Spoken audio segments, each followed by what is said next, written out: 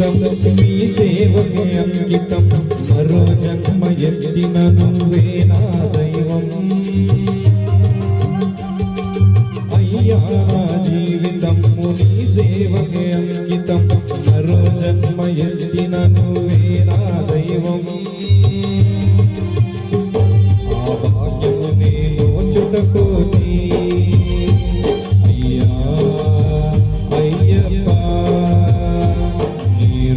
తీర్చే వరమునియమయ్యా